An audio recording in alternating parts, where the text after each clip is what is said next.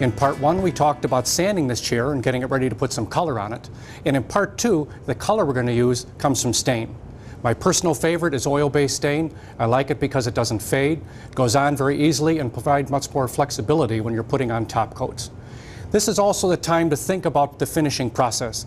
I feel that the finishing process should take at least as long as it did to construct your furniture. This is not the time to rush.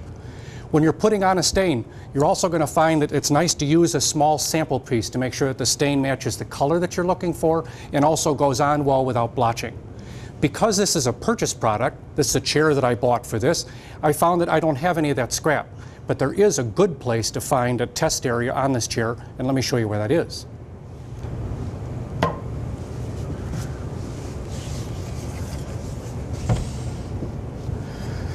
Now here on the bottom of the chair is the perfect place to do a test. No one will ever see this. The wood is the same as the wood used to the rest of the chair, and you'll be able to tell whether or not the stain goes on well, whether or not it blotches, and some of the other issues that go with it.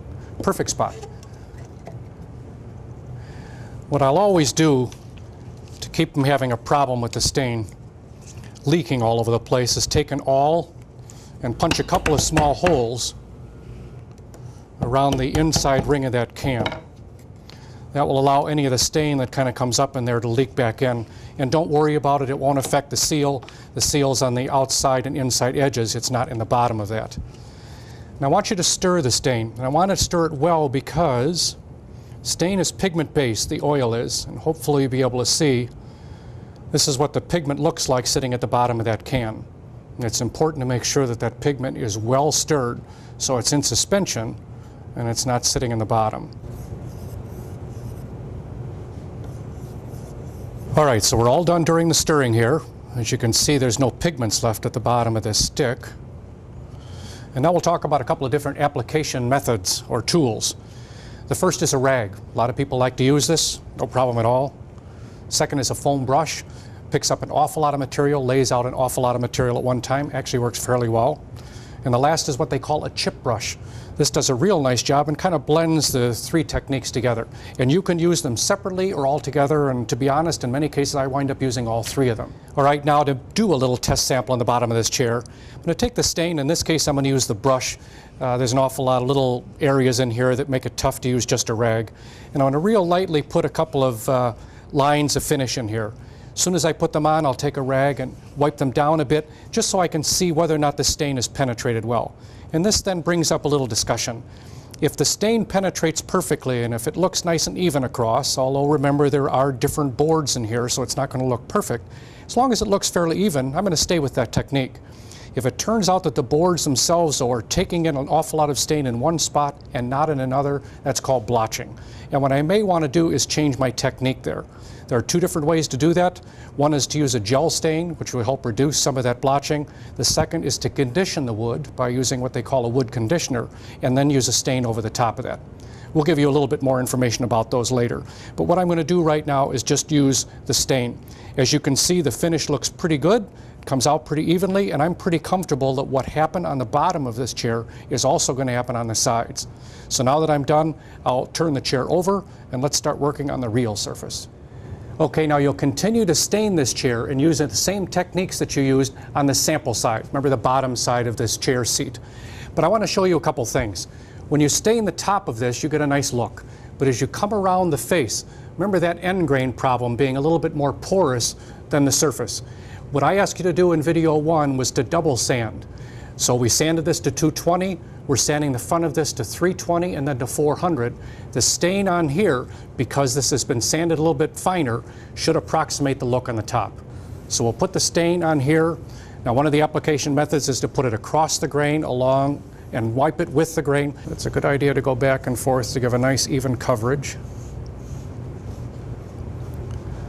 And I'll wipe this off, and then I want to go across the face of this and show you how nicely we'll get this blend between a stained edge that's been sanded to 220 and an end grain that's been sanded to 400.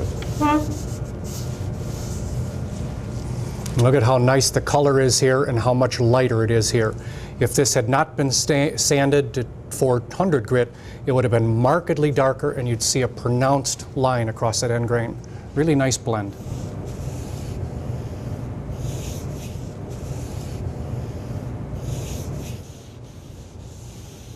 we're putting a little stain on the leg side here, and you're feeling pretty comfortable about your abilities.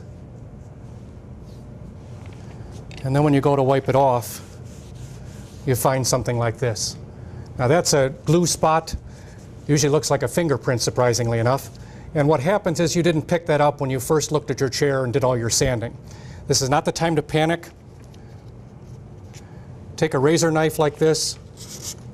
Actually use that razor knife and sand off the glue on that spot instead of trying to come back with it with sandpaper.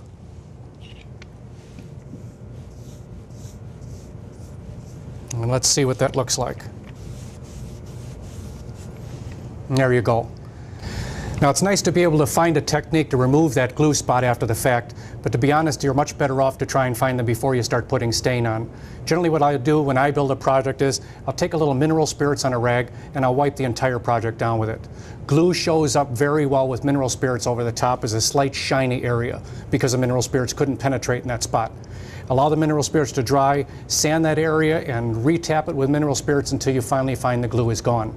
That way when you're staining a project, you don't get surprised.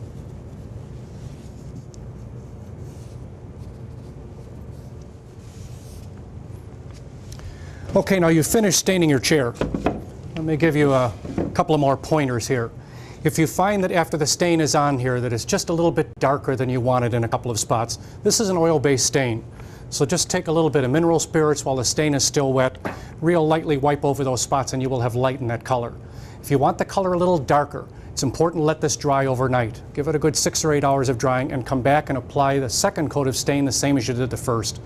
Oil-based stains penetrate very well. The odds are that you won't need much more than a second coat to darken it. And finally, before putting on a top coat, allow this to dry at least 24 hours. Temperature and humidity conditions change a lot. It also changes the guidelines associated with drying times. Let it dry 24 hours to make sure that you're not going to have a problem with applying a top coat to it.